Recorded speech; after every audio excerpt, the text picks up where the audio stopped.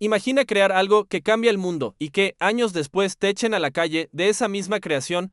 Eso le pasó a Steve Jobs, fundó Apple, la convirtió en una revolución, pero su ego, su obsesión con la perfección y su falta de tacto casi la destruyen. El resultado, fue despedido de su propia empresa, pero ¿cómo pasó de ser rechazado por todos a convertirse en el hombre que salvó Apple y la hizo más grande que nunca? Esta historia no trata sobre computadoras, trata sobre orgullo, caída y redención, sobre un hombre imperfecto que supo transformarse en medio del caos.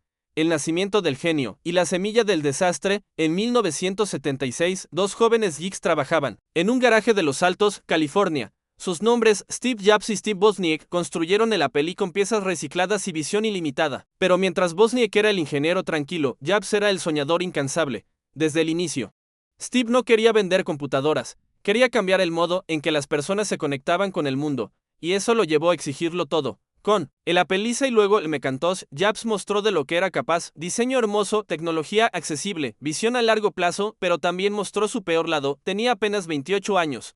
Y ya se comportaba como un dictador creativo. Gritaba, humillaba, exigía lo imposible. Una anécdota famosa: dicen que una vez despidió a un empleado dentro de un ascensor, solo porque no le gustó su respuesta a una pregunta. Jobs era brillante, pero su inmadurez estaba por costarle todo. Del fracaso del héroe, el Macintosh fue su obra maestra, o eso pensó. Con una campaña histórica del anuncio 1984, dirigido por Ridley Scott, Jobs introdujo el producto con una mezcla de arrogancia y genio. Pero tras la ovación, llegó el golpe. El equipo era caro, lento, tenía poca compatibilidad, y estaba años adelantado a su tiempo. El mercado no respondió, las ventas se desplomaron, y lo peor, dentro de Apple, nadie lo soportaba ya. Los ingenieros decían que no escuchaba.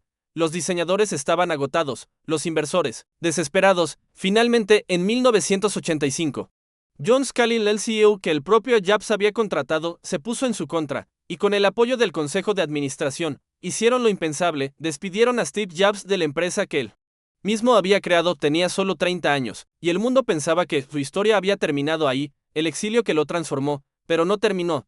Jobs cayó, pero no se quedó en el suelo. Fundó Next, una empresa con ideas visionarias, que buscaba crear el sistema operativo del futuro, pero Next fue un fracaso comercial. Sus computadoras eran demasiado caras y el mercado no lo entendía. ¿Fracasó de nuevo?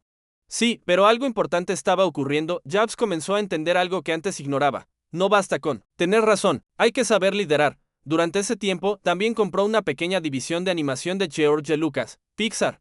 Y en Pixar, Steve Jobs descubrió la magia del trabajo en equipo. Financió Toy Story, la primera película animada por computadora de la historia, y aprendió lo que nunca había sabido dentro de Apple: cómo construir una cultura de creatividad sin destruir a las personas. Fue ahí donde nació el Jobs que cambiaría el mundo. Apple sin Jobs, rumbo al abismo. Mientras Jobs maduraba, Apple se desmoronaba. Durante los años 90, Apple perdió el alma.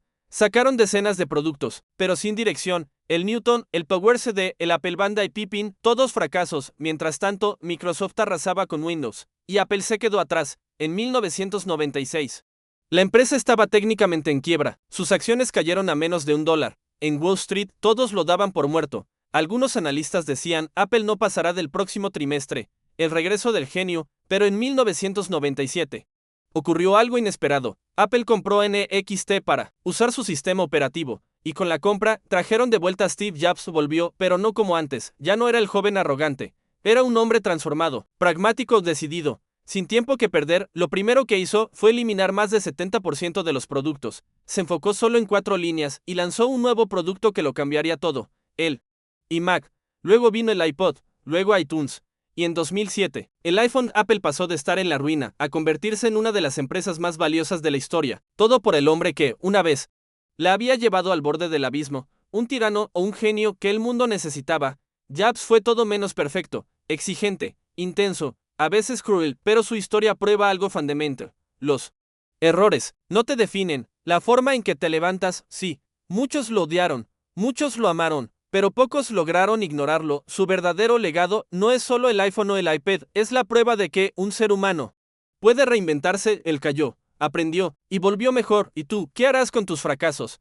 ¿Te definirán o te transformarán? Steve Jobs casi destruye Apple, pero sin ese caos, nunca habría habido salvación. Su historia no es perfecta, tampoco la tuya tiene que serlo, pero si eres capaz de aprender y de volver, puedes cambiarlo todo. Si te inspiró este video, suscríbete Y en el próximo, la historia de cómo Elon Musk se quedó sin dinero y terminó durmiendo en su fábrica para no perderlo todo.